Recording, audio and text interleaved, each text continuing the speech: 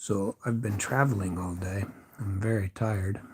And it's actually how many hours ahead here now? I believe here in central Missouri it is now, the show to be starting is at 4 o'clock, which means here I am 10 hours ahead of you. Was in the city of Ufa earlier today and headed east. I am now in a sanatorium, which is a place for. In America, we don't really have them, not for regular people. In America, they're something only for the extremely fabulously wealthy. I have sent some drug rehabilitation clients there in the past when I was practicing law. People who had drug issues sometimes go for a 30-day complete health treatment. But in Russia, the typical, I believe, I've done it three, this is my third visit, and I believe that the typical length of time is 10 days. And I am at a place this time called Yangantao. And it's a good picture. It was very nice getting here. It was, we try to take it interesting ways to get places, and I like the traveling.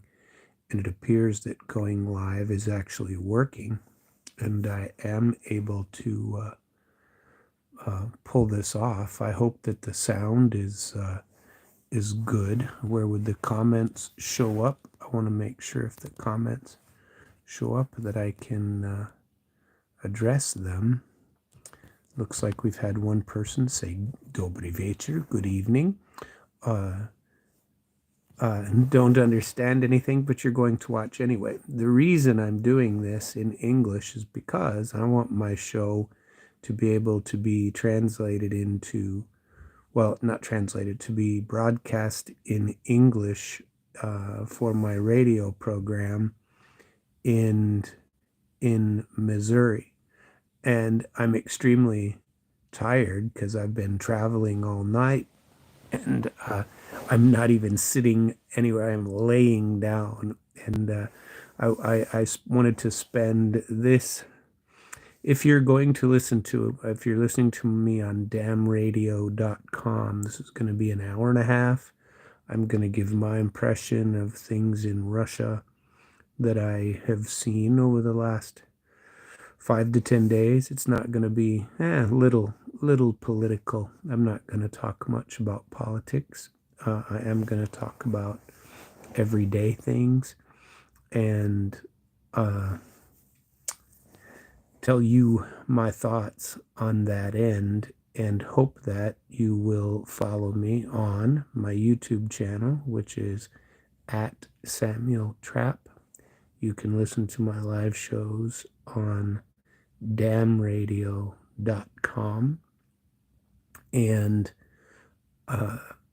my goal here is, at least from the Russia side, and for today especially, is I want to develop a cultural sort of respect. I'm not one of those pie in the sky guys that says I think we all need to let's be friends, let's all work together. But in all seriousness, let's be friends and let's try to work together. The world seems to be coming apart in a handbasket. I never ever thought that I'd ever be one of those people marching in the street for peace or for, reasonable nature. I understand that disputes exist and that sometimes we have to work through them.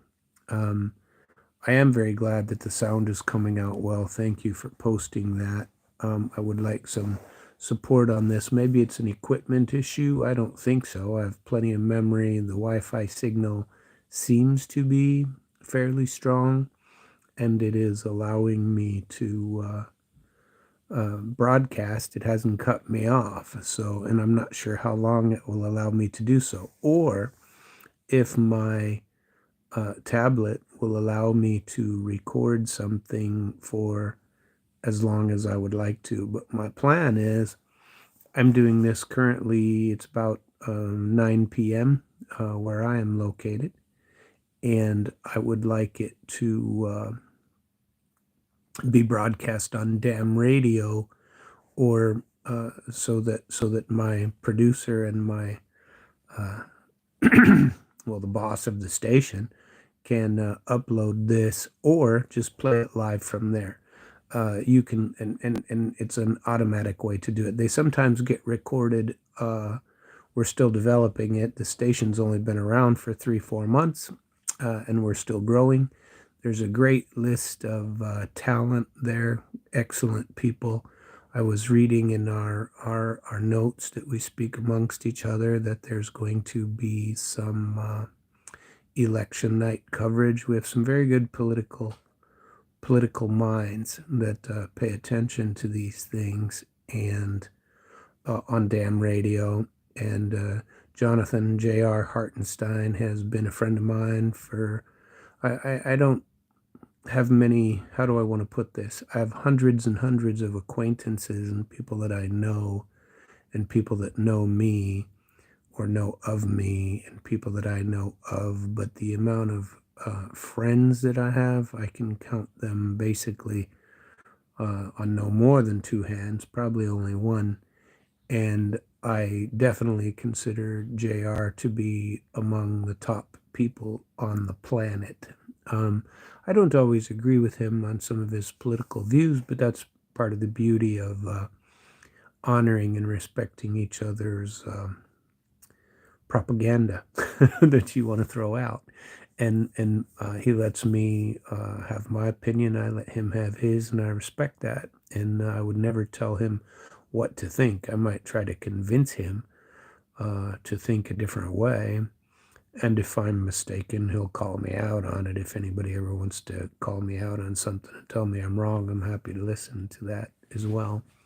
There was some guy that I was interviewed on the Duran the other day, and I didn't read all the comments. I didn't have time for that, and I usually don't, but I wanted to get a general feel for what people thought of the discussion that we had. And I believe the overall thought process on that, on the channel for the Duran with Alex and Alexander went was pretty positive. That people thought my thought processes are reasonable and to be respected, and maybe somewhat insightful, and I'm very glad of that. I'm glad that people think that.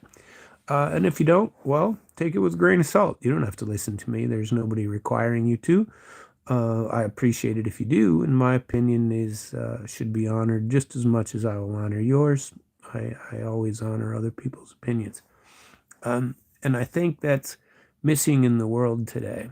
The especially in America, especially in the West, that we want to dictate what people are supposed to think. And I don't do that, never have done that, and I've never accepted it from anyone else telling me how I must think.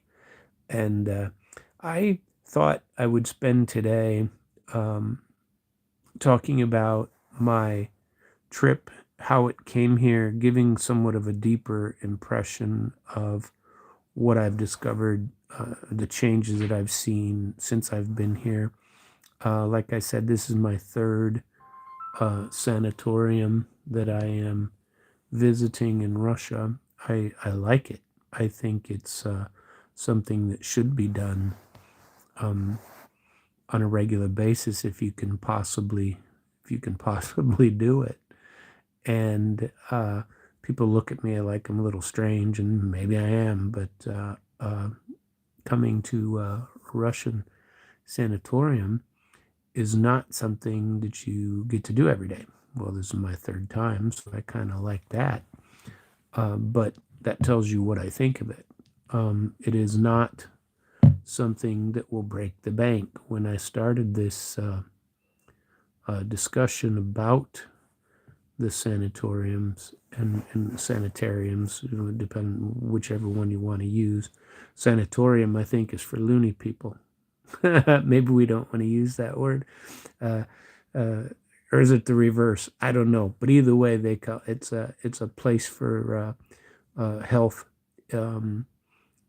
review. It's more like a tune-up, I would call it. You take care of your car. You give your car a tune-up. And you give your car a tune-up. You should probably give your body a tune-up every once in a while. My first experience at a sanitarium, which, as I was saying when I started, is really only for your, Hollywood elites or your people with a drug problem. They go check themselves into some sort of a retreat, we might call it. And it's a health retreat where they watch your diet. They tell you what you should be eating. You might get some massaging. You might get some review of your feet. I'll tell you how the process works over here, and people who've done it before. In the Russian culture, that to you it won't be a surprise, but anybody that's listening to me from the West, perhaps you'll find out that it's a somewhat of something different and something to be honored and respected. And I'll have some insights as we go along the way. And so, starting with there, I'm going to tell you my story of how I'll spend most of the time on this one, but I'll get you started with a place also in Tatarstan. It was in 2022, 2020, maybe even 2021, 21, 22. No, it was 22, 22, 23, and 24. This is my third time in a sanatorium. And the first time was at a place called Bakirova. Здравствуйте. And it was in Tatarstan, and a very pretty place. And I didn't know what to expect. Well, I've always had post-military, United States military. I've always had back, knee, ankle problems, and I never sleep. I also worked on a nuclear test site, and so I've got thyroid issues, which really cause your metabolism to way speed up. And now it fluctuates. It goes up and it goes down, and so my thyroid has to be regulated.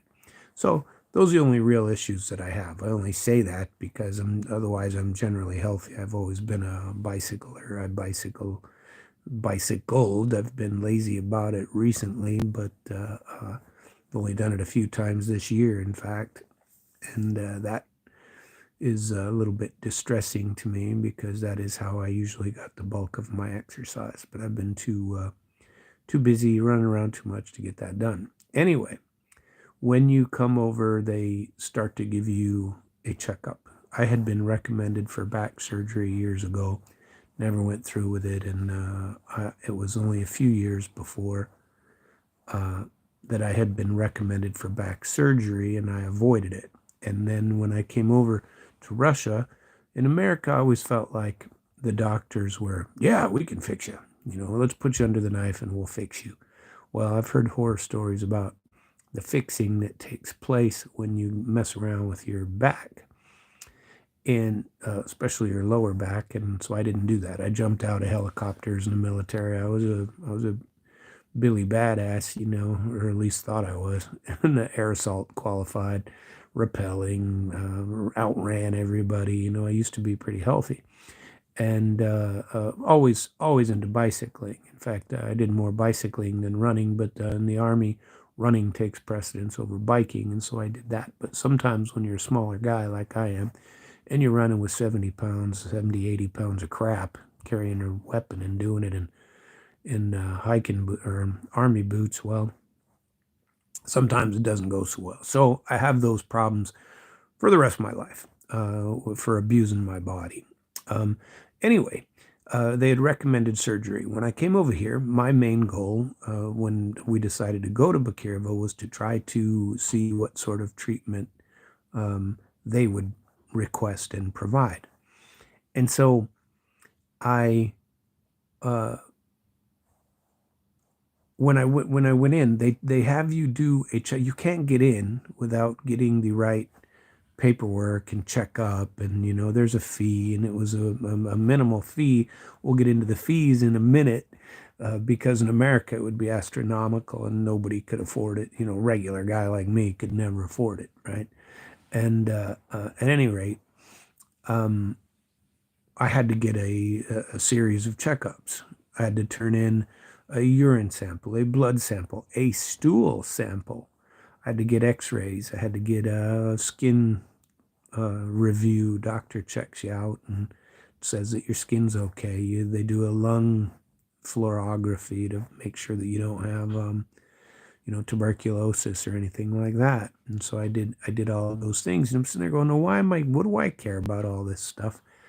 I just want to get my back, have people look at my back. I'd heard that Bakirva especially had some great treatment for that.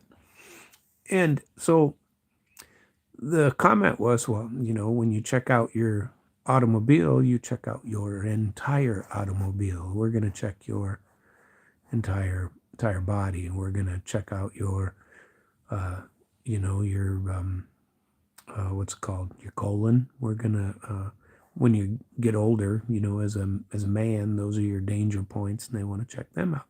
So anyway, I got all of these things done, and the fees started coming. I am not covered by any sort of insurance when I am in Russia because I'm not a citizen. And so I have to pay. And the first shocks that you get are, if you're in America, and don't quote me on these numbers, depends on where you live, who's charging you, and what it is. But even in a private clinic, or a public facility, public clinic for everybody in America, an x-ray is going to cost you $300, $500. Maybe not, but I'd say 200 to 300 is probably a safe bet, right? An MRI, they used to be 400 to 800. I've seen them as high as 2,000, in America. A blood test, a urinalysis, you're spending some money on these things. For an x-ray, I paid somewhere in the neighborhood of 700 rubles. And 700 rubles at the time, I believe the exchange rate was around 65, 70. Now it's around 90. And but 65, 70, couldn't have been more than $10 I was paying for an x-ray. And I was like, whoa, x-ray $10. An American x-ray is going to cost you X, and it was a big number. And all of those, and they were done right now. You don't schedule it for 10 days from now. You don't schedule it, So the big surprises for me was the complete difference, even in public health systems in Russia. You walk in and they give you an x-ray. You say, I need an x-ray. Okay, go get in that line. You might wait a little bit of a queue, a little bit of a line, but you're going to get your treatment. And so you go over there, and I was going to pay for it. You come back out, and you pay the $10 and you move out smartly. And for the entire prep it couldn't have been $20, $30. There's no way it cost me $20, $30 for all of these examinations of my blood, and examinations of my urine, and examinations of a stool sample, and x-rays and all. That couldn't have been $30. And then going to Bakirva for two of us for 10 days in a suite, all food covered, all treatment covered, everything covered. Now, this was 3 years ago, and this was Bakirva, and we, we stayed in a new place. They were remodeled, the whole thing, and it was it cost. Yes, I saw your notes. That would definitely cost around $2,000 for all of those exams that you have in order to get that done. Well, here's the big surprise. What are you going to pay for 10 days in a nice room, two sleeping rooms, a is a suite. It was really a suite. And with a view, I mean, nothing serious. We're in the middle of nowhere in Bakirova, but it was pretty. We had a window and places to walk. There was plenty of exercise areas. There were mud baths, and Bakirova would cost 2,000. You meant Bakirova then for the 10 days. Now you might be right now on Bakirova for this year, but then it was less than $700 2 years ago, and it was a nice 10 days. There were mud baths. I remember when for men, they were asking me if I wanted to do the micro enema. Now, I don't do enemas. I don't know what. Never had to, and never really thought about it. But I decided I was going to do what they said it was. What I was going to do, and take the treatment. And so I did. And I remember walking in, and the lady said, "Okay, you need to drop your pants and lay on the bed." She come in a minute later. I'm totally naked, lay on the bed. That is not what she intended. She wanted me to just to drop my trousers in the back so she could insert the enema. Then she says, "Hold it for whatever it was, a minute and a half or something, and then you get up and don't eat for a while, and then you have to do this however many times during the week, but you're going to do it 3-4 weeks." And apparently, according to the doctors, you don't see necessarily the results from these sorts of things for several months. And they encouraged me, for me, to come back every 8 months, a year, somewhere in there. And I've been coming back 1 year, different places every time. But I really enjoyed Bakirva. Last year, went to a place in Kyrgyzstan, that was called Isikul. It was on a lake, and Isikul used to be military bases around there. There was a cool place to go to, and traveled around. Started my 6-week journey at the sanitarium. Don't remember what I paid there, to be truthful. Don't remember what that cost, but it was a very interesting trip. Not quite as good as Bakirova. From what I understand, and this is where I learned that there are a wide variety of these, and I figured there were anyway, but that this one had been around since Stalin era. It had been around a long time, and it looked like it used to be phenomenal, and it needed a nice rebuild, but it was very pretty. And there were plenty of places to walk. There were a lot of shops. Yes, I am in Russia now, and we'll get into that in just a second. Thanks for asking there, George. And so I, last year, went to that place. It was more of a public, and what I found out was that a lot of Russians get, whether through taxes, whether through work, whether through what it is, there were different people that told me different things about how they came. They either had to pay half of it, they had to pay none of it, they got it for free for part of their taxes, or it was part of the things that they got with their annual vacation, or something like that. And I don't know all the rules. I mean, maybe there are multiple rules of how you get it. But also there were people who could pay themselves, like I do. Like I'm not entitled to any of that. I have to pay myself. So there are people like that too. And but this one in Isikul was pretty cool too. The rooms were nowhere near as nice, and the accommodations weren't. The food was a little bit off. I was very impressed with the food. The food was really good at Bakirova. You're in the middle of nowhere there too, just like in Kyrgyzstan, but it was The food was better. The treatment seemed a little better. But I had no complaints with the one in Isikul either. So this year, and just got here tonight, it's this place is nice. This place, no problem here. Haven't tried the food yet, of course, but the impression when you first come in was a very good impression of the area. It's called Yangantao. Yangantao. And it's pretty cool in the mountains. It's freaking snowing, people. And I'm from Florida. And, well, I'm not from Florida, but my current residence is Florida. Don't know that it will be. We had a hurricane and tornadoes, and again, it appears that we've survived. Had some people check it out. My brother's going to go over there and really check it out for me. But Bashkor Tartan. I'm not sure what that means. Bashkor. I can't read it right. Bashkortostan. Yeah, it's very nice. And yes, I am in Russia now. There for the glasses. Maybe I can read it. But I want to. I don't know my impression of this place yet, but the prices have gone up. Somebody mentioned that Bakirova is now 2,000. I believe that's correct. Because I wouldn't have minded going back there. That was a nice place.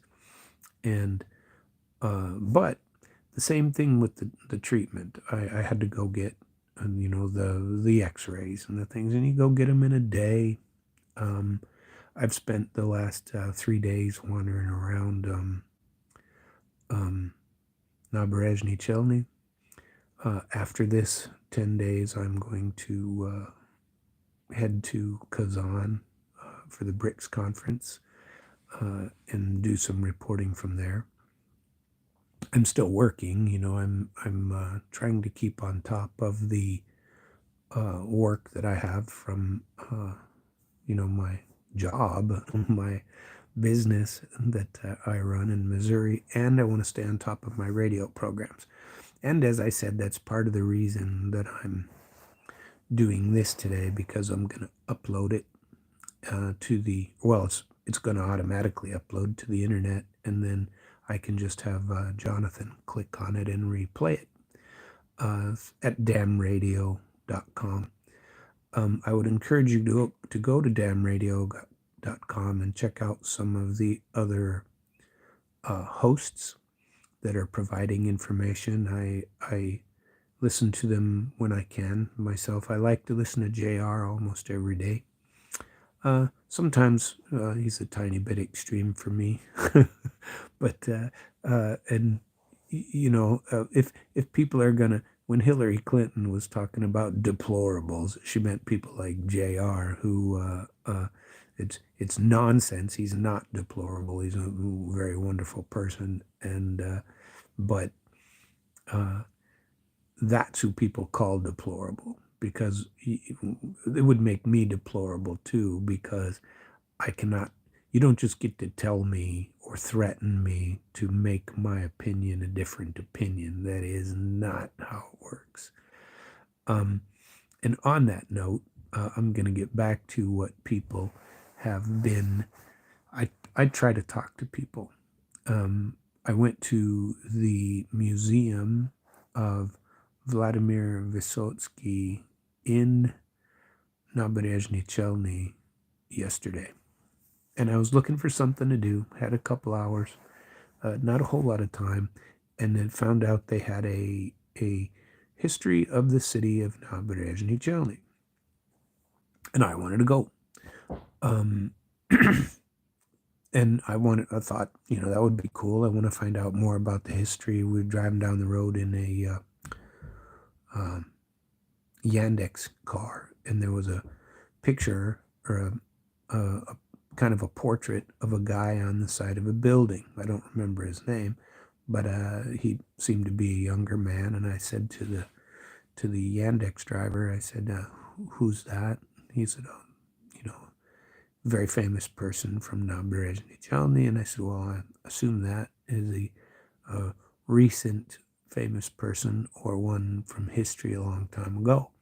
And he said, from history a long time ago. And I said, oh, well, how do you know? I said, I'm looking for a museum. Then I found one and went to the museum hoping to find, something short, a small tour of a small place to get some history and see what I was doing and find out more. And when I went in, the lady says to me, do you want to do the entire museum or are you here for the Vysotsky exhibition, the mini museum? And the mini museum was basically one room. I did a short on it yesterday, so you can go and have a look at it. But I've always been a Vysotsky fan, and I had all of his albums and 2 volumes of music, 2 volumes of poetry. I mean, that were given to me by a Russian diplomat in the 90s, and that is quite a gift. I had every single record that he produced, all brand new. And I listened to them pretty frequently. I've also downloaded a bunch of stuff. My preferences and the songs that I really like. I do like the Yanilu Blue. I do like that one. Means I don't like, for those of you that are only English speaking. Pesnya Drugen, a song about a friend. I really like that one. Gymnastica, which is gymnast, basically, or gymnastics. And they're pretty cool. And I learned something new at that exhibition yesterday that I had absolutely no idea that one of the most beloved musicians in Soviet/Russian history, Vladimir Vysotsky, had no idea that he was in the movies. How is that possible? I considered myself fairly well versed with that fact. And part of it, when, I had a private tour guide, the lady gave me a small tour and she knew her stuff and talked me through it. She took a picture of herself with me at the end. I suppose it's not very often you find an American who's interested in someone as important to Russian culture as Vladimir Vysotsky. And how he connected to Naberezhny Chelny is really only peripheral. But they had a 2-3 month period. I don't even remember the year, to be truthful. I took a bunch of pictures of it, and I can look, but I don't really feel like it, so I'm not going to. But I believe it was in the early 70s. But it could have been the 60s sometime that he was came to the area. It had to be before that, when he was training at the Moscow theater, the Moscow Theater School of Theater. And he wanted to be an actor. And he was training with all these people. They came to do a series of shows and performances. And he was with them. And everybody, he was connected to the city for several months. So now there's a small mini museum to Vladimir Vysotsky. Down the street, they have dedicated his favorite instrument, which he said was the bell, the bells or bell. And there's a large bell that is a decorative bell. I went down and took some pictures of that as well. It was, I don't know, half a kilometer away. And I went down there to go see that too. Because the guy's so vital to the interests. I don't want to say it is, but it'd be kind of our Elvis, if you think about it. Very, very well thought of in Soviet, especially, history. learned a little bit more about his personal life, about the films he was in, downloaded a film, that I'm going to watch on the plane back. And at any rate, it was a good way to spend the afternoon. So they, but think about this. So there's a small museum to Vysotsky because he spent 3 months at a theater in Naberezhny Chelny. That is, pretty cool. I thought, and I spent some time having a look at it, and when you take the time to understand where other people are coming from, it can be pretty helpful, I think. I have spoken about this for a while, and I think there should be a Russian American or a Russia in the West, some sort of a friendship league or organization. When I followed, and I still do somewhat, but when I followed Scott Ritter, and he had his own, I found out he had his own channel on RT, and then I was wondering why it just suddenly cut off.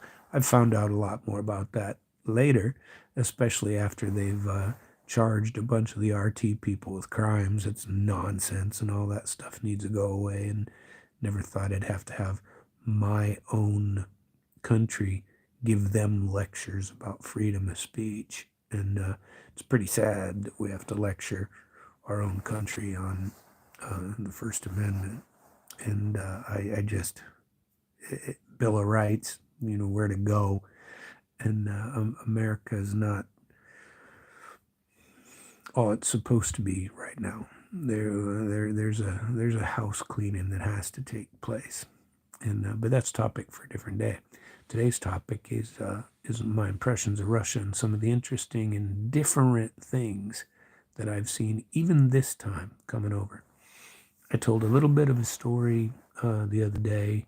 Not a story, it's truth, but I mean, for me, it's just kind of an example of some of the things that are a little different for in Russia than they are in America. And it is very interesting to me, and I've seen it in several different places, and I saw it in the bank the other day. Now, I wanted to be able to pay electronically because one of the things I've always liked about Russia is they are light years ahead of the United States in payment platforms and paying with your phone. You pay with your phone everywhere. You transfer money to people from your bank everywhere. Now, I'm not saying we don't have that in America. We do. But usually it's a different app that you use. Like over there, I've used Cash App, I've used Zelle, I've used Chime, I've used Venmo, you name it. There's a bunch of different ones. Here, a lot of people, it's straight through their bank. It's the equivalent of a Zelle. But when you go to a restaurant, the default position is that you're paying with your phone or a chip card that you just lay against the thing. But 99% of what I've seen, people are paying with their phone. They pay with their phone in the Yandex vehicle. They pay with their phone everywhere. Name it. And in America, you can't pay with your phone at Walmart. Okay, you can't pay with your phone at Home Depot, at some of the biggest freaking stores on the planet. And here, almost everywhere, you pay electronically. And so it is a big kick in the teeth because of sanctions when you come over here. That now used to be I could use Google Pay or Samsung Pay, and they were tied to my American credit cards, and so my banking nothing changed. And if I came over here and went to a restaurant, it was 10 times easier because they're light years ahead of us as far as paying everywhere with your phone. But you could pay with your pay, and it would take the money from, like I was always paying with my Capital One card, not to advertise for them, but what's in your wallet? And I did it because it always works. It's a global card, right? And not anymore, by the way, because you can't use it in Russia. But you used to be able to. You didn't have to have a Russian Mir card or a Union Pay card. You had you could use your Visa MasterCard. A lot of them still advertise that they have it, but with sanctions, they do not. I haven't found a way around it yet. Perhaps there is, and someone could educate me what that is, but I don't think so. So when I came to Vladikavkaz in August through Georgia, I had to bring cash, and I don't like that. I don't want to carry around cash. No way. And I didn't want to do it this time either. Accidents happen. What if I'm forgetful? What if I misplace my wallet and I got no cash? I have nothing, and you can't pay. It sure limits your options in Russia. You can't even call a Yandex, a Uber. You can't call one because you can, and but you got to pay them in cash. And then you got to count it, and there's all kinds of issues that come with that. So they don't like it. I don't like it. And so the way it used to be is if I paid Yandex with my Yandex app through my Google Pay or through a credit card that I uploaded to it, my Capital One, taking a cab somewhere is nothing here. I mean, it's nothing.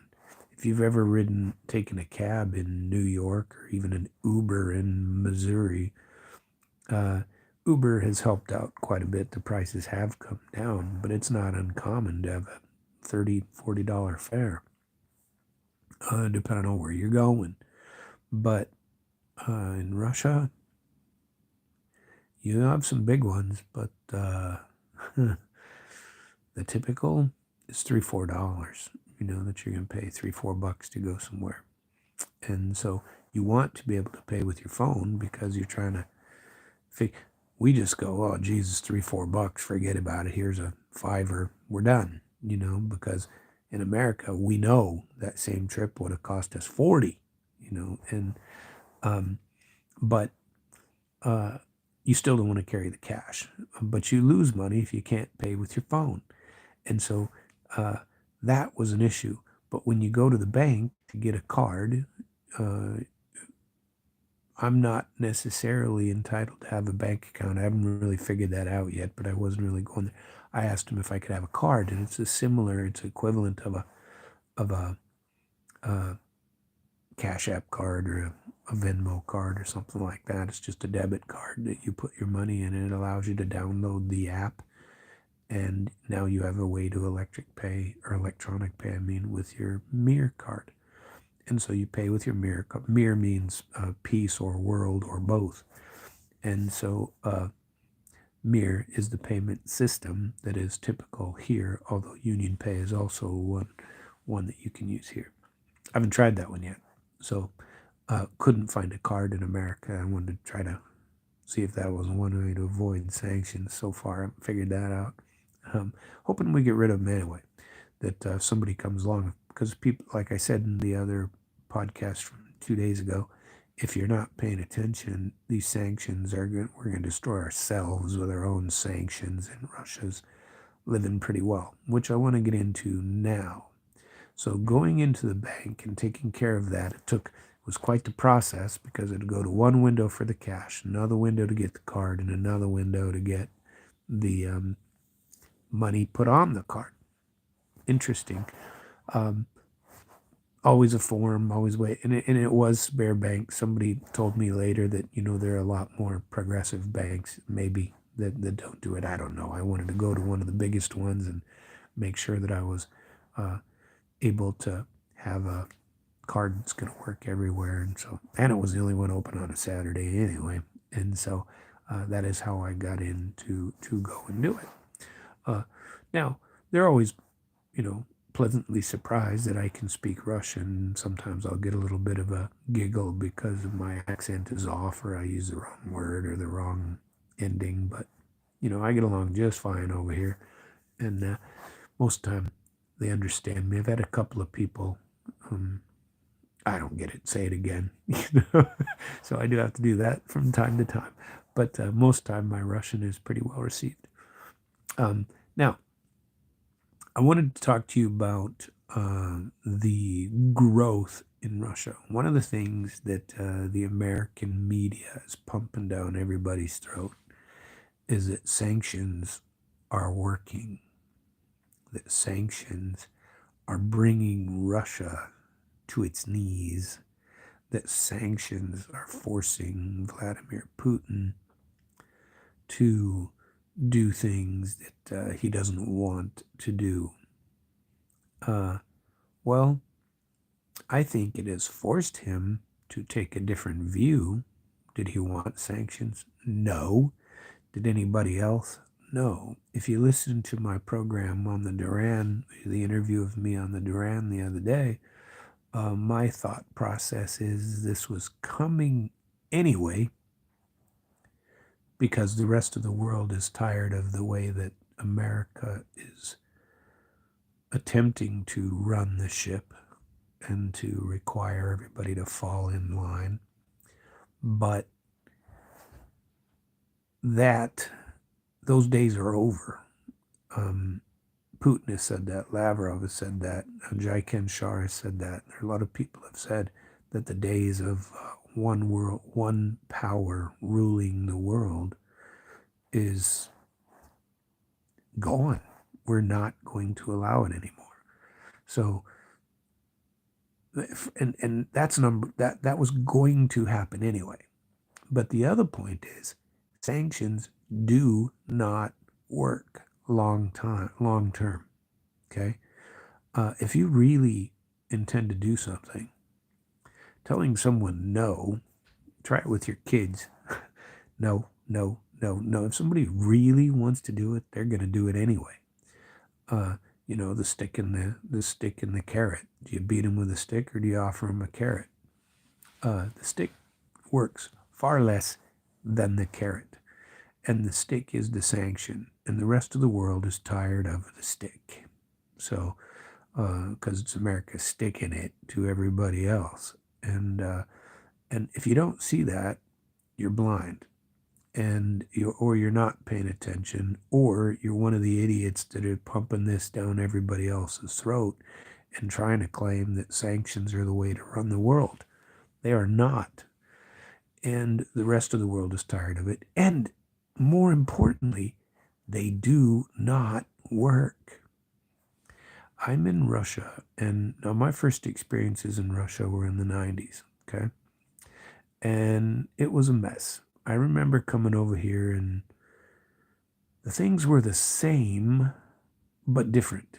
They had everything that we wanted, but there were shortages. I remember people trying to buy my jeans. Now, was that a little bit, I don't know the word that I even want to use. Is that a little bit, I don't know. Oh yeah, right. No, I mean it's not. People did, but it wasn't like it happened all the time. But did they want to buy your cool clothes? Yes, they did. They didn't have access to those kind of things that we did. There was quite a bit. It appeared to me all the cars looked very similar. It's not like they could get cars from Europe or from Japan or from China, but they generally didn't. The cost was extreme, is what I understood. But they had the same things. It was just the supply of them was bad. And in the 90s, every other person was a bandit anyway, was a criminal that was, screwing everybody over and making out like a bandit, making out, doing very well himself, but screwing people to get there. So I remember thinking in Eastern Europe, my first time when it was still Czechoslovakia, I was living for about 3 months. I was living in Germany, going to the NATO School of Russian for the Nuclear Threshold Test Ban Treaty course. And I rented a car and I drove. Found out after I got to Czechoslovakia I wasn't supposed to do that. It was in the contract. We weren't supposed to go because it was very popular to steal cars back in the 90s once they crossed the border. And so you weren't covered. And if somebody had stolen my car, I'd have really been screwed. But at any rate, I remember thinking how gray it was, that things just weren't very pretty. And I kind of felt the same way in Russia. There were some pretty things, but didn't seem very modern. Seemed gray. Seemed like our small towns in America at the time. I always compared it to like being in America in the 50s. Not that I ever had been, but from what I'd seen on TV and from my experience with small towns and stuff like that. Now, if you fast forward to even 5 years ago when I started coming here regularly again, that is, and sanctions were around 5, 6 years ago, and they weren't as bad. We still had a relationship. It still was crap and dictated by the West of what they were going to do. And we were trying to do the same thing to Russia that we did to the rest of the world, which is use them as our propping up our own dollar to keep our economy afloat at the expense of another country's, Russia's in this example. But even then, there was quite a bit more development. There was quite a bit more, new roads. Roads were always crap in the 90s. Oh my God, every road was crap. I remember in Moscow the first time, 5, 6 lanes, everybody going everywhere. There weren't even any lines on the street telling people to stay in their lane. People were going everywhere. I saw a girl trying to cross the street and she got hit by a car, and I was like, oh my God. And she flew up in the air and landed, and my driver said, I said, Jesus, aren't you going to stop? Aren't you going to? He goes, oh no, she's dead. And I was in shock, that happened, and we kept on going. Not that I could have done anything about it anyway, but that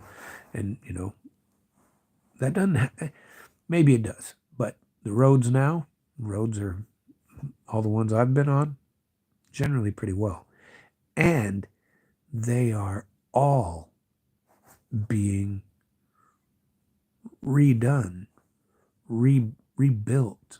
Tearing out the old ones and building new highways is what's going on. Now, last year when I was in Kazakhstan and certainly in Kyrgyzstan, when I was at Isykyul, around Lake Isykyul, which is a very big lake, there was a tour on a bus that you could go around it on the bus and go to hot springs, which we were doing. And they had torn out the entire road 70% of the way around the lake, and they weren't done building it. So every,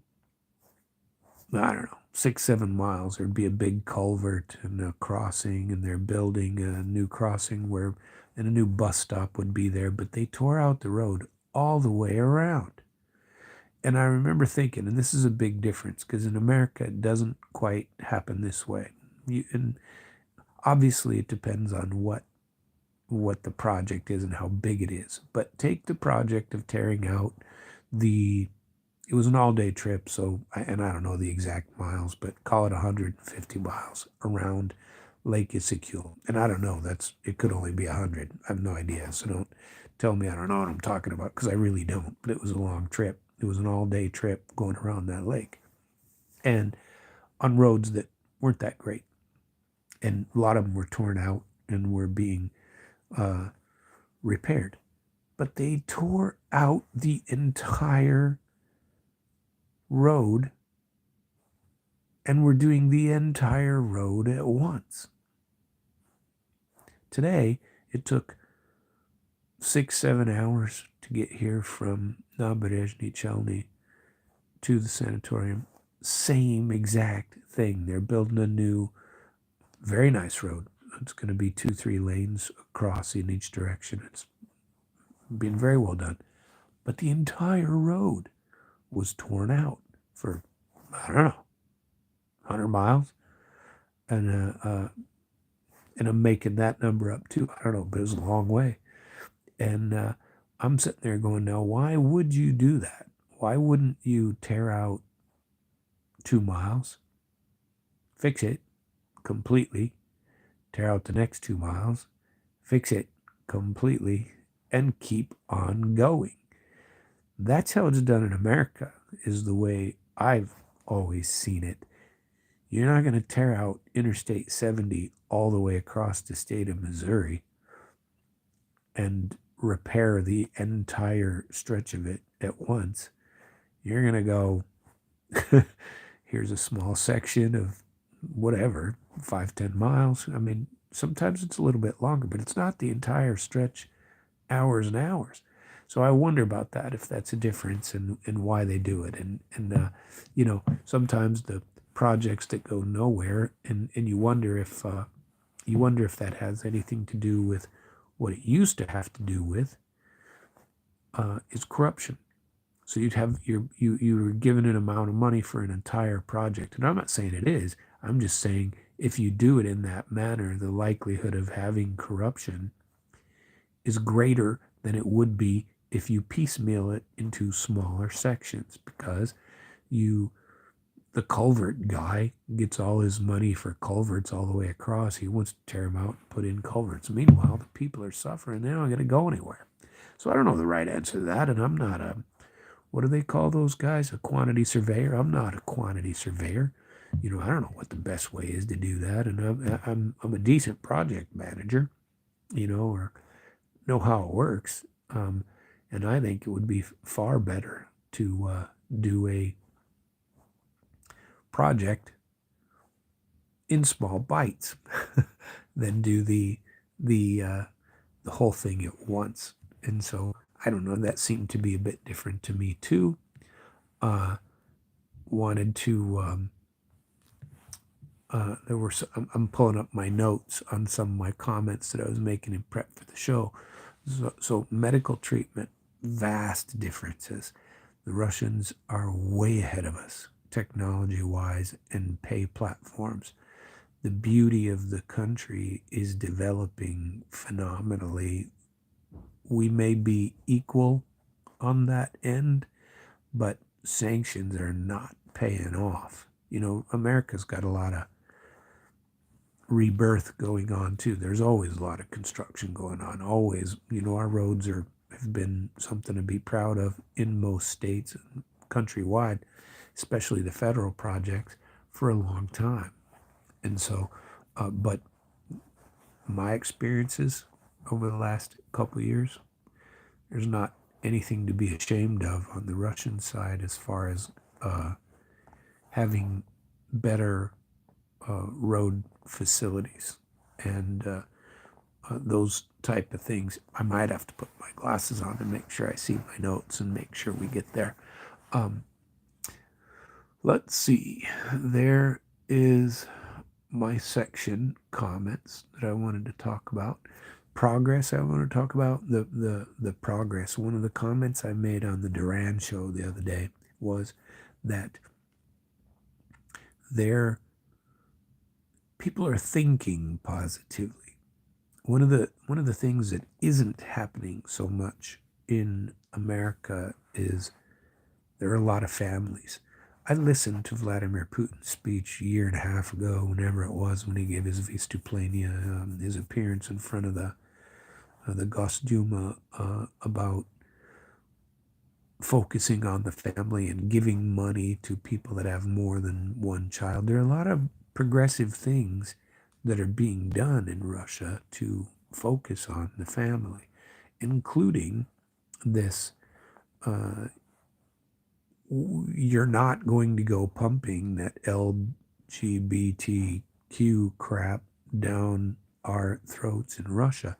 That's not happening.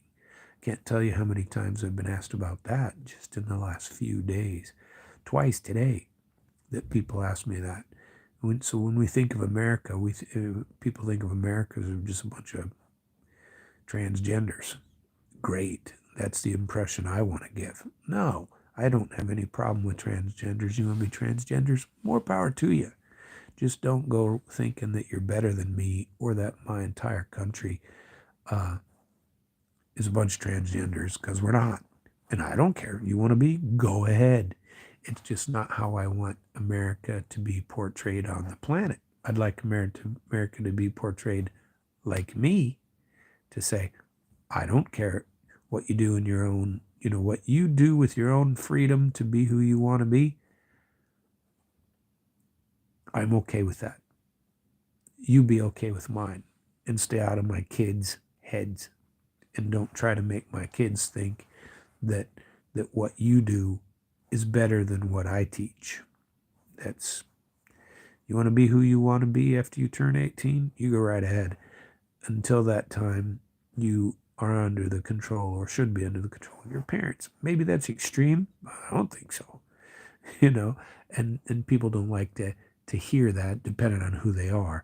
But the progressive mindset, if you want to call it that, has destroyed a lot of things in America, and I think there's a comeuppance coming. I talked about the bank procedures. I talked about Vladimir Vysotsky. I wanted to talk about the fall time of the year. So, if I have any depressions, this has nothing to do with Russia. America has plenty of fall as well, but very beautiful here. What's that tree called? The beryoza, the birch tree. Oh, baby, those everywhere. Beautiful. And in the fall time, that's very, very pretty over here this time of year. Freaking cold, but definitely very pretty. Let's see. I talked about the cost of the x-rays and analysis. I wanted to give a word about appointments and the way people address them over here, especially on the medical side, or the professional side, or the lawyer side, or going to see your accountant, or going to see any professional in America. Now, I'm not saying it doesn't happen in Russia, because it does, but when you set an appointment for a certain period of time, they show up at that time, and they expect to be seen at that time. Now, in America, we do not. We have to show up at that time, because otherwise the professional won't see us. But then you end up waiting and waiting. Waiting for the doctor in the morning is a time-honored tradition. Your appointment's at 9, you get there at 8:50, you fill out paperwork, you take a seat, and you wait.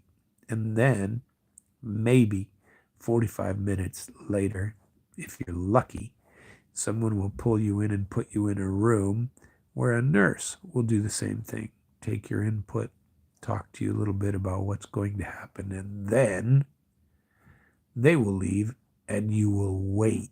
And she will say, the doctor will be with you shortly. 20 minutes, half an hour, 45 minutes. It is not uncommon to wait to see your lawyer, your doctor, your accountant for a couple hours. It's an all-day affair. You have to take the day off to get somewhere. If you want a medical procedure done in America, you can't just walk in and get an x-ray completed. You have to schedule that. Have you ever tried to get your teeth cleaned in America? Depending on where you are, it's a 4 to 6 month wait to get your teeth cleaned. Russians won't put up with that. No. Here, if you're not getting your teeth, what in the world? You can't clean my teeth tomorrow? Fine, I'm going somewhere else. Well, America, you try that, but you keep calling and you keep calling, you don't get in, and then the cost is 10 times what it would be here in Russia. So appointments, I wanted to, that I've noticed, that's a totally different deal. Let's see. Oh, the price of gasoline, and more importantly, the octane levels of gasoline. So in America, we have, and this isn't universal, but we typically have 3 types of unleaded gasoline. Okay? Unleaded gasoline comes in octanes. 87% is typical. That's generally the lowest, right? And that is regular unleaded, they used to call it back in the day. And then you have 89. Then you have 92, maybe a 93 octane. Anything higher than that, you're putting it in your airplane. You know, you're buying airplane fuel. And the cost, it goes up dramatically, right? Last month, I guess it was. No, it was actually August when I was in Vladikavkaz, and we took trips with the same driver several days, and we were there when he bought gas a couple of times, and that was when I found out they had a lot of natural gas powered vehicles. Now we have those in America too, but they're few and far between. There are tons of them in Russia, well, at least in the Vladikavkaz area. People are driving on natural gas. Tell me how many of you have heard of that in America. I mean, yes, you do on buses, I think, or on maybe some bigger fleet vehicles, but these were standard. There are people putting natural gas in their car. They're pressuring it up like you would a propane tank. That was impressive, but so that's a difference at a gas station. The amount that you pay for gas, their gas is cheaper. Of course, Russia's got a lot of it. I saw a lot even today of the gas, like I saw in West Texas. You'd see them for all over the place in West Texas. The small mini oil well going up, and the like a lever going up and down as it goes up and down, and is pumping the hot oil out of the ground through the pipelines. They're everywhere, and so there's sanctions aren't working for that reason too, because the world is still dependent on Russian natural gas and Russian oil. That's all there is to it, and that's not going to change, not anytime soon. And when you're at the gas station and they have the levels of octane, there was one that we saw when I was driving with that guy in Vladikavkaz at 95 octane. Now, maybe someone can correct me on the American side and tell me where you get 95 octane. But that'd be extremely expensive. I mean, Jesus, they had 25 or 30 cents on when I was filling my Beamer with premium unleaded.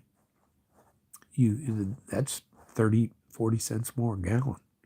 And 92, and you have to use 92 or your warranty isn't honored on your Beamer. Same with Mercedes, probably a couple others. And I try to throw it in my pickup truck every third, load. But my pickup truck holds 35 gallons. I don't want to pay $20 extra, whatever it is, because I'm using different. And I probably don't need it in the truck. That truck's old and got tons of miles on it anyway. But you can clean your.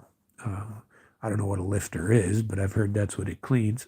That it cleans out your engine as you run real gas through it, and not the crap that we're doing at 87. And the guy said to me, he goes, 87? Ours doesn't go that low. He said sometimes I'll buy 91 or something, and I don't know the exact numbers, but much cheaper, much higher octane. So that is a big difference. Bathrooms in a gas station, you pay for them. Usually, it's you're. That's a lot different. Used to be you paid everywhere. You had to pay, and it's nothing huge, like 15 rubles or something, and that is like a quarter, or less, because depends on the exchange rate, of course. But exchange rate right now is 89.2 or something. Is what I got the other day. So it's so whatever that would be, 15 rubles is probably only about a dime, 15 cents or something. Don't quote me, just figure it out yourself. But if it's that interesting, but 15 rubles, it's a small amount of money, but you still got to pay. And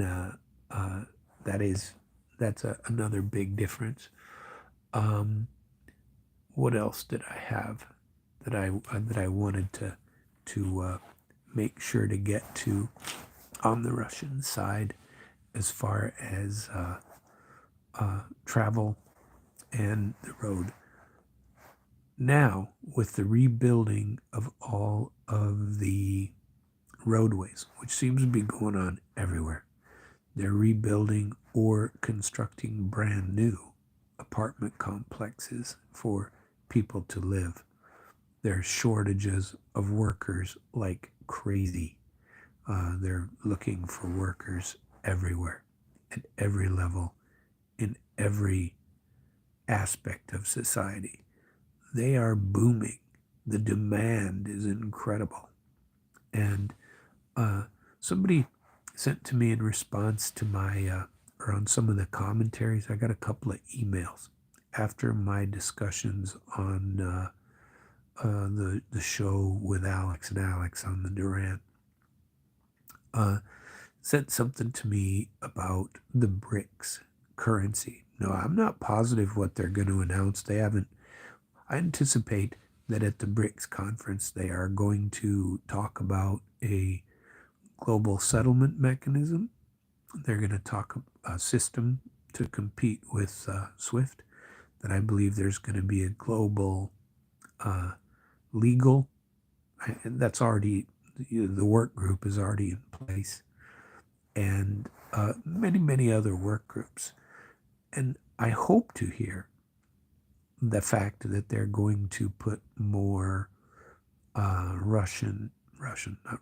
BRICS currency there that you can start trading in.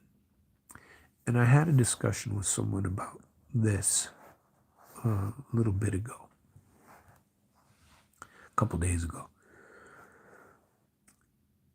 There are people that became fabulously wealthy with a limited amount of money. Now, I lost my ass doing this on AT&T stock in the early 90s. And I only did it once, and it wasn't even a ton of money. I lost $10,000 when, to me, $10,000 was a good amount of money.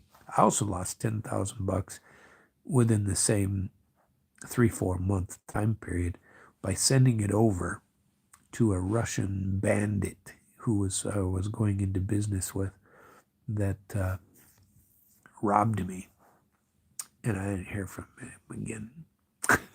So be careful with your money, and be careful. I got burned, and I won't do that in the way I did it with a Russian partner, the way I did before. But I've had other partners since then. It's worked out fairly well. And the other time on AT&T, I bought futures, stocks, which are there's puts and calls, and a lot of you probably are very well versed in this, and some of you may not be. But you hear people betting upon, I don't know if you remember the movie Trading Places with Eddie Murphy and Dan Aykroyd, when they were, buying and selling orange juice futures or whatever it was. You're basically betting on the price of something in the future. It's a put if you're betting that it'll go down. It's a call if you're betting it'll go up, or maybe vice versa. Who the hell knows? But either way, you can make money on those if you're betting on the rise or the fall of that stock, okay, or that commodity. And if BRICS turns into a commodity or puts itself out as a currency, you can bet on the price of the currency. And there are people in New York, this is what they do. They bet on a 1 penny swing, but they're doing it in huge numbers, and they leverage it and make a ton of money in a few days. Then they do it again. But they have time to watch it all the time. And I would if I thought it was a BRICS thing, because for me, that seems like quite the bet. Go get some financial advice from your own financial advisor. That is not my job. I'd be getting my own advice from my own advisor before I did it anyway. And but I'm very interested in knowing, because it seems to me, as a person who's generally well informed and fairly intelligent, I like to think anyway, or at least I can find the answer in places where I know to look, that if, as I believe to be true, if it's true that the rest of the world is tired of the U.S. dominance with the dollar, and more importantly, with the way they force the rest of the world to be run through the SWIFT system and the World Bank and the International Monetary Fund, and if the rest of the world, and Jai Shankar from India has been even more vocal in the last few days. So you get a chance, go watch that guy. He's extremely intelligent and very well spoken. And he goes, basically, it's not my job to scare you or not scare you. You do what you think is best for your country. We'll do what we think is best for ours. But these are the type of people who are pushing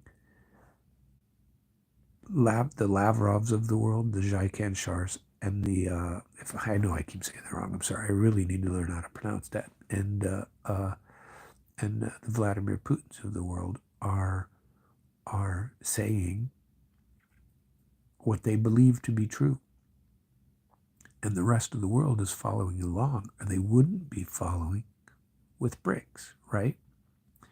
And if BRICS creates its own currency, and the de-dollarization continues to accelerate, like I believe it's going to, dollar's not going away. The dollar will always be around, and the dollar will always be pretty strong. But there's a very big potential that it could collapse based on our own stupidity in America, based on the amount of debt, because we have so-called leaders who cannot control their pocketbook, cannot control our money. They're very good at controlling their own because they take it all from ours. And they get their little kickbacks right back through the back door. Send some money to Ukraine, comes right back to you through the other way. And so that is the point of, if they create a new currency, and as you already know, the yuan is trading more volume for the first time ever, just this year, just these past 2 quarters, more yuan trades and exchanges worldwide than dollar, greater volume, and BRICS itself, the trade between BRICS countries itself, has surpassed the trade between the U.S. and its ally members. So the BRICS is now the #1 global economy. It is not, tell me I'm wrong, if they're trading more, if there's more trade between BRICS countries than the amount of currency exchanges transactions that are done in the dollar, does that not mean that BRICS, or the volume of trade, especially if you include the yuan and the BRICS trades, that they are suddenly the higher economy. I know they're developing faster, and that is definitely the case. So, if they create their own currency to exchange, and the BRICS currency, if there is one, has a way to be traded, it'd be foolish not to find yourself, say, $10,000, $100,000, whatever, and buy the right through futures market, through some high-powered exchange dude who knows what the hell he's doing. But the argument makes sense to me, for sure, that the system is not going away. And so if you can bet on that system to continue to grow, that's what's going to happen. So, and Russia is a very good example of that, because Russia is growing, Russia is prospering. Maybe everybody on an individual level? No, but what goes around comes around. When the entire economy is rising, when you're creating roads and infrastructure of the type that they appear to be creating everywhere you turn, they're not a third world country. Whether you want to say that it's all based upon the amount of money they're pumping into the war in Ukraine or not, that's up to you. You know, don't let me make that decision for you, obviously. But those are my observations that are coming, that are the punch in the face when you're driving down the road, that are so apparent. That how in the world does America have experts that really aren't experts? I say, I'll tell you one more story about, if you haven't read it, you need to go see this Yale professor. These are the type of loonies that are teaching our children, that are giving critical thinking skills to our children, or lack thereof, that basically Ukraine needs to get stronger. We need to pump more weapons to them. This is his argument. And Zelensky's echoing these same words. We need to pump more arms to them because Russia is a colonialist and has been engaging in colonialism, specifically with Ukrainians, for some 200, 250 years. And other neighbors. So, and the whole time I'm listening to this argument, I'm going, all right, if this is colonialism here in Russia, that they're, if this is a result of colonialism, I don't think so. They've been sanctioned, remember? They can only trade with themselves or with other people, and there's no way you're ever going to call China a colony of Russia. You're never going to call India a colony of Russia. You're foolish to believe that Ukraine was ever, well, in recent history, a colony of Russia. And that is not what's going on. I am going to tell you about my programs again. My name is Samuel Trapp. I do my programs in Russian and in English at Samuel Trapp on YouTube. I sometimes simulcast them or try to get them uploaded onto RuTube, the Russian version. At the same address, by the way. Sometimes I'll put them on X, which used to be Twitter. Sometimes on LinkedIn and Telegram and a couple other platforms. Usually if you're going to look for me, you can look for me on those platforms. I have a radio program with my good friend or on the station of my good friend Jonathan Hartenstein at damradio.com. This program is going to be played on there tonight because the live feed on the radio station hasn't necessarily been working as well. And come to find out, it's going to be 2 in the morning here. And for today's purposes, I'm feeling traveled out. And I believe I'm getting my butt kicked by the time changes. And I've been here not quite a week. And I'm still not adjusted. Having real trouble sleeping. So I've tried to stay up all day today and get there. Most of the time, your Wi-Fi and your networks are working pretty well over here, which has been good for me. I am very glad that all of you participated in my live show. I'd appreciate it if you spread my words and thoughts over the airwaves and listen to me on any platform you choose.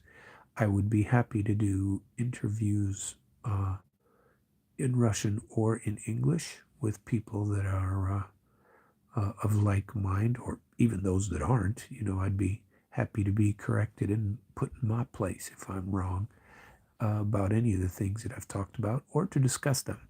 I'd be perfectly pleased to discuss creating more of a Russian-American friendship league. I'm always interested in learning more about BRICS organizations and some of the subcommittees, and I do plan in Kazan to try to become far more associated with that. I am a hobby enthusiast and researcher and knowledge base looking into BRICS, but I really hope to become more connected by being allowed into the summit. On the media side, my paperwork and credentials have been sent in. Following up to find out whether I've been accepted or not. If I'm not, I'm going to hang around anyway. See if I can figure out how to get in there, or run into some people who might be have similar interests. But those are my plans, and I do plan on putting them into place. If you are a fellow enthusiast of any of these things, or if you want more information about Russia, travel to Russia, to and from, anything of excitement that we can discuss, or if you just want to exchange ideas on my channel on damradio.com, I would be perfectly happy to do that with you. I'm putting together my own interview network to do it through another program, and that is almost prepared. And I have an interview that I am setting up for that I hope to conduct in Russian while I am still in Russia with someone. I'm trying to create some business interests here and there, looking for products to hopefully engage in some trade back and forth, or plan for times when sanctions aren't going to be around, or when BRICS takes over. Either way, changes are coming, people, and it might be a few years, but they'll be changing. And I believe it's unstoppable. You can convince me that I'm wrong, people on the U.S. side that just want to claim the dollar is going to be it forever, or that Donald Trump's going to come in and de-dollarize, and that'll be the end of that. Good luck on that end. As far as scheduling, please go to damradio.com/schedules, and you can see our schedule. What I love about that is that it adjusts to your own time zone, so it'll give it to you on your time zone. So if I'm a day ahead and I go read it right now, the information just won't quite be correct. So I'm not going to, because I don't want to think that far ahead and count them all off. I very much appreciate you listening today. I hope that you put your likes on my feed. Your comments are always appreciated. I am certainly interested in hearing from you. My email address is samtrap1@gmail.com. And I always say that trap is just like mousetrap, but with two P's. So samtrap1@gmail.com. And I am out of here. You have a very nice day. I'm going to get some sleep.